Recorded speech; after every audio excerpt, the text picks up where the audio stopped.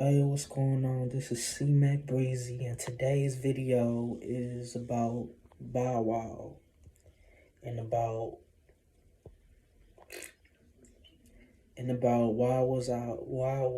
what made me become a fan of Bow Wow.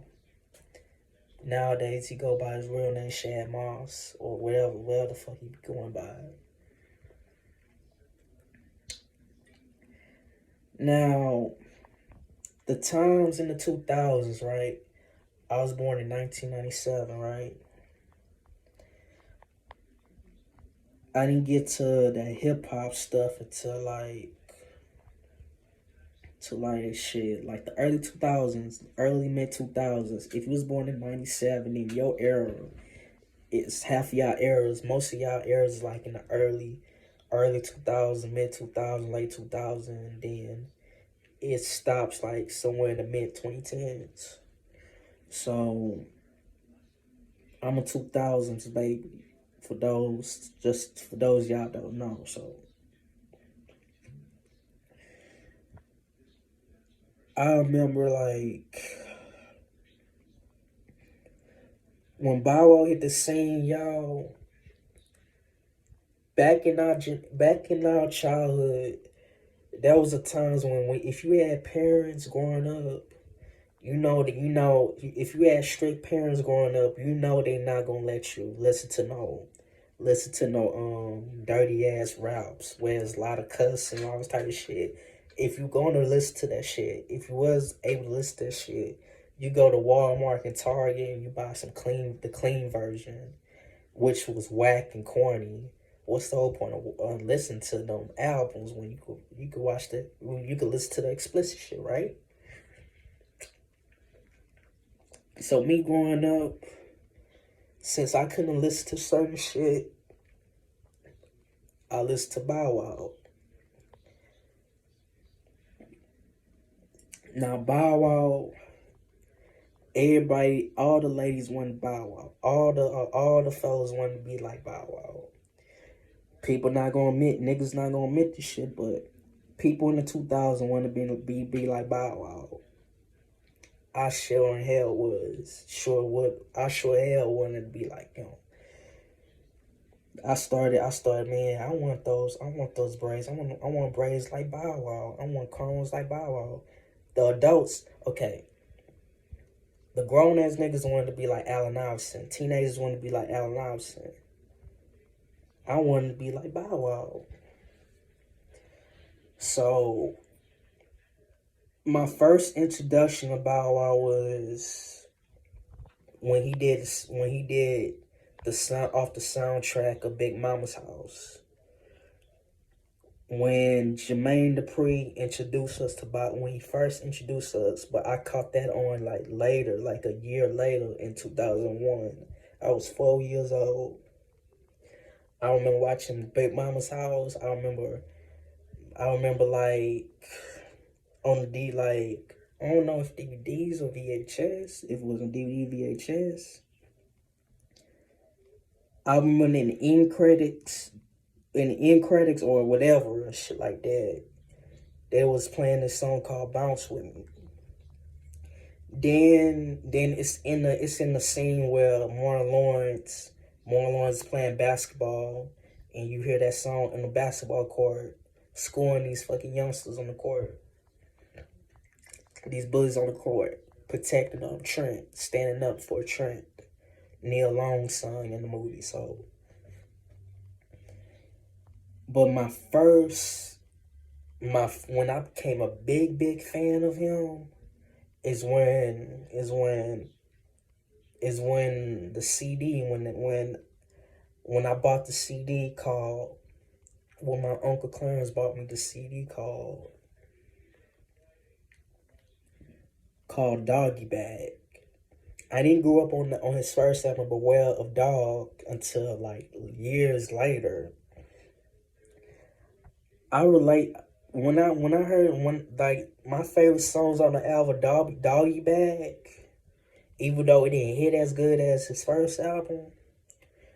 Man, that shit was that was a nice ass fucking album. It had Of course, Take You Home, Thank You. Thank You was a heartfelt type of song featuring Jagged Edge. So my favorite songs, like I say, on the album was Take You Home, Thank You, Get It Up,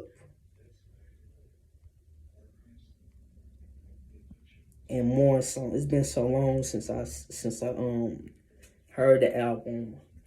Then he did the movie Like Mike, which at that time I consider as one of my favorite basketball movies of all time. I would even put it over.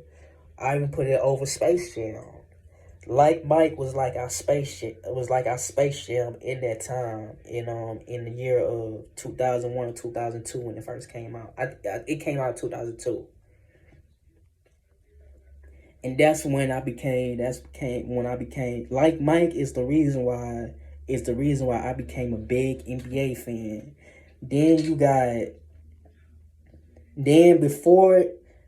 This is when VHSs was still popping. Before they played the movie, they show you this music video called "They Playing Basketball." Now that shit was hitting.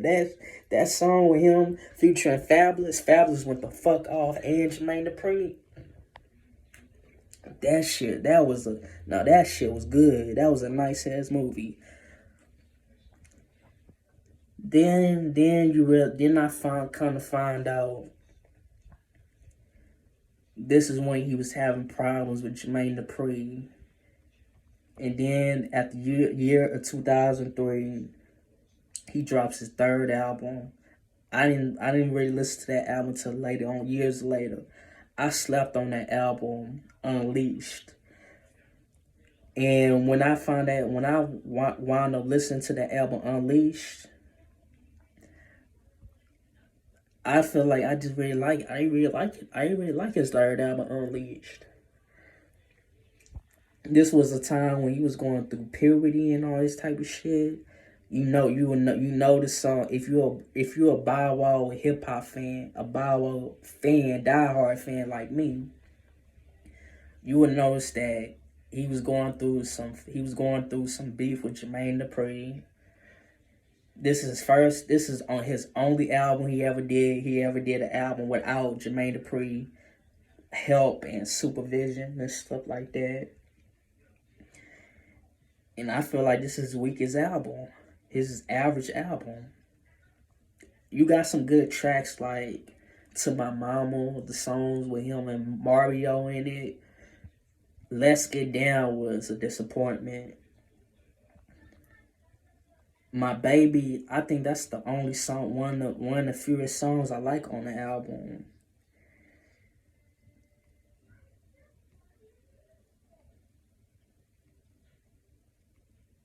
Shit, I gotta go back to listen to the track list, and I don't even know much of the album like that.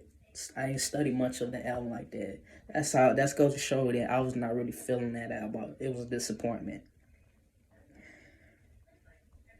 Let's see. He does Jack Johnson's Family Vacation, which is a good film. With Cedric the Entertainer, Beyonce's sister Solange, and all that type of shit.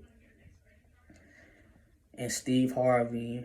Then you got The Girl You Got Served, and My Wifey Kids is in there too. But what shocked the world and was surprising is when he hooked right back. He got together with fucking Jermaine Dupri. He made his fourth album. I say his best fucking album. Wanted. Ooh. Motherfucking Wanted, G. You had songs like Fresh as I'm Is, dissing the fuck out of Lil Romeo. Lil Romeo couldn't fuck with Bow Wow at this time. What the fuck is y'all talking about? He still can't fuck with Romeo. Romeo still can't fuck with Bow Wow to this day. Fuck is y'all talking about? He had songs like Fresh as I'm Is, Big Dreams, fucking Big Dreams. Fucking Caviar featuring Snoop Dogg, who discovered Bow Wow, who put him on. who Bow Wow was on death row. Snoop Dogg is the reason why Bow Wow was on death row. Better known as, used to be before he was Bow Wow, he was fucking Kid Gangster. What the fuck is y'all talking about? He was on the Gin and Jokes video, man. Man, y'all need to put some respect on Bow Wow, man. Fucking, who else? What else was on the Wanted? Caviar, Big Dreams versus Amiz. And this is a time when Mike Jones was fucking hot. And Jaquan and shit from St. Louis. Do you stop trying to be me? Stop trying to be him. Stop trying to do what I see, man. Wow, it's cold, man. In 2005, Let Me Hold You with when Future and Omarion, man, and the music video was, come on, man. What else? What else was on the album? Let Me Hold You. Like You with Ciara and this nigga. He fucked up with Ciara, man. I don't understand why would you fucking, how can you cheat on her with a stripper, man? Come on, man. Bow Wow should have kept Ciara, like for real. They was a good, to me they were a good power couple. For real. What else was on the album?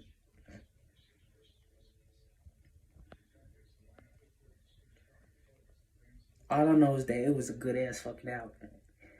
Then that follow up in 2006, when you started to notice that he just completely cut off his hair and had like a fade, a T.I. fade. This is when you started to notice that this nigga was trying to be like T.I. a little bit. Like basically a young version of T.I. Like he's basically like T.I. little brother, Bow Wow. The Price of Fame wound up being gold, but it didn't do. It wound up being gold. It didn't do as good as Wanted. Yes, he still had Jermaine Dupri at his corner, and I fucking love The Price of Fame too. G, The Price of Fame went hard too. Had songs like the beginning of the fucking song, The Price of Fame. I don't know about that. I'm a Flirt. Fucking songs like Shorty Like Mine. This one you already know, when you already know, prior to that year in 2005, you already know Chris Brown was introduced to us in 2005. And this is when Chris Brown was starting to get his buzz on and stuff like that. And when the innocent Chris Brown, before he beat up Rihanna.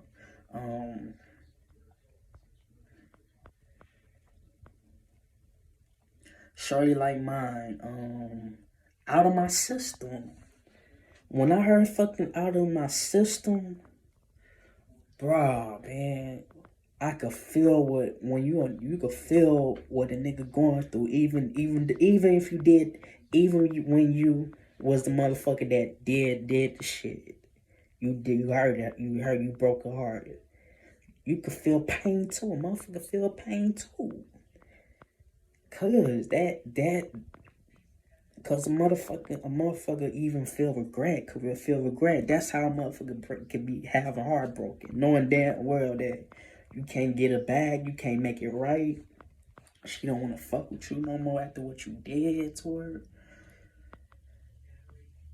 That song was a heartfelt song, and I appreciate for Bob Wow making a song called Out of My System, featuring like T-Pain on the hook and whatever his name was on also.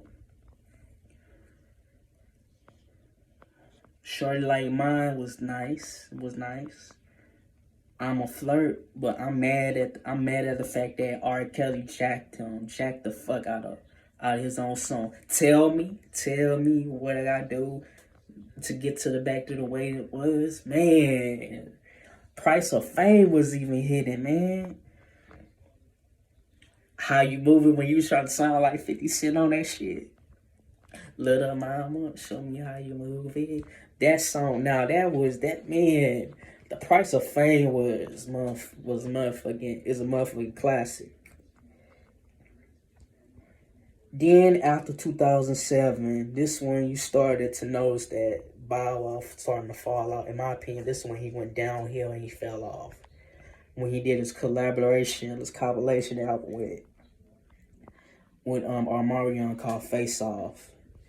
Basically, it's like the way when Jay-Z and R. Kelly did their thing. He was trying to do like what Jay-Z and R. Kelly was doing, the best of both worlds type of album. That album was not hitting that good. I think it went gold, but I feel like what really hurt Bow Wow's career is that you had everybody in this mid 2000s, late 2000s. You had everybody that was kind of better than you, and you had everybody that was like kind of on top, was like way on top of you, and they know. And you know, when you are a rapper in this industry, you know your time is gonna be up.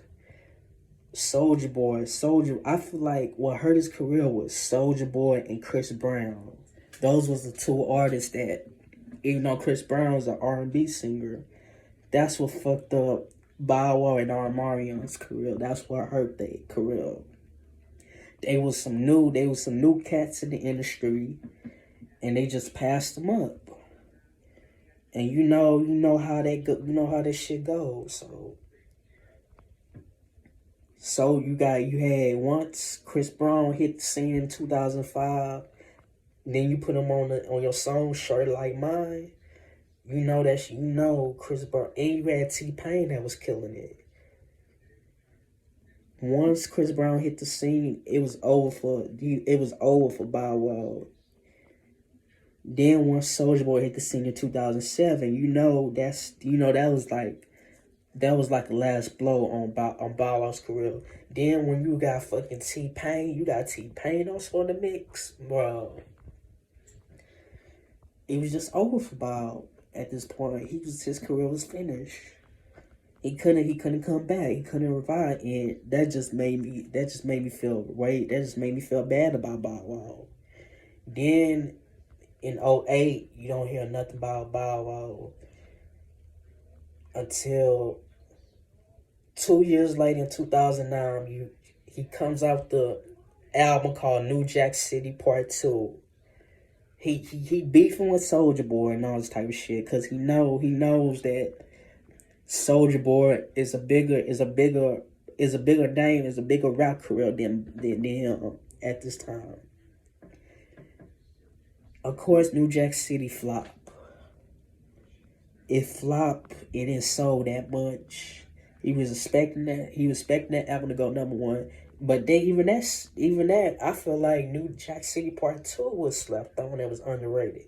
You had songs like Pole in My Basement. That's my favorite songs on the album. Get That Paper. Fucking Rock the Mic is nice. That's like basically basing him rapping about his appreciation on how Jermaine Dupri and how he's really proud and how he really respects Jermaine Dupri and how he admires and he appreciates everything Jermaine Dupri done for his career. That was a heartfelt song, Rock the Mic. And that was a slap on track. You could get it all with a sample like baby, baby, baby. Like that's when Jermaine Dupri was known as the sample that Jermaine Dupri remixed and produced the Baby Baby TLC song with. You Could Get It All. He had a lot of shit. Then after that, he signed Cash Money Records, and that was it. That was it. Bow Wow, Birdman fucked them up, fucked them over. Then he wound up going to 106 and Park, but The 106 in Park was, then he wound up doing 106 in Park and shit. Then that shit was not that good because, you know, his nickname was Mr. 106 in Park, and that was it. That was like it and all this type of shit. Then after that, and after that, man.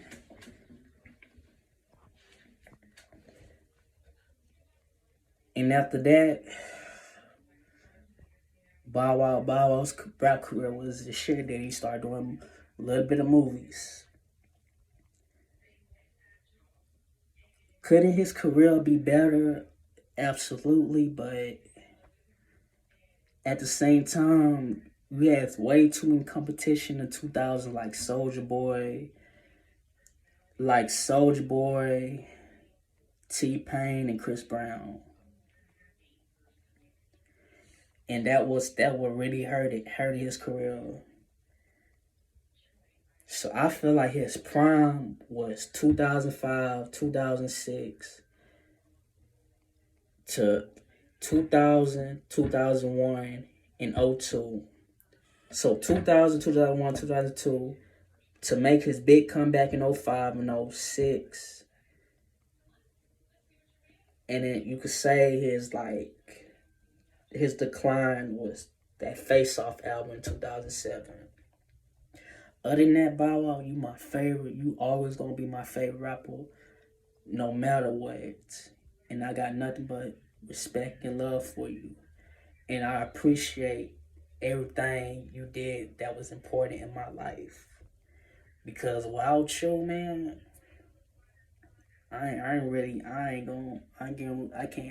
basically lost for words. Like, your music really related to me as a kid growing up. More than anything, especially Lil Romeo. And I don't fuck with Lil Romeo like that.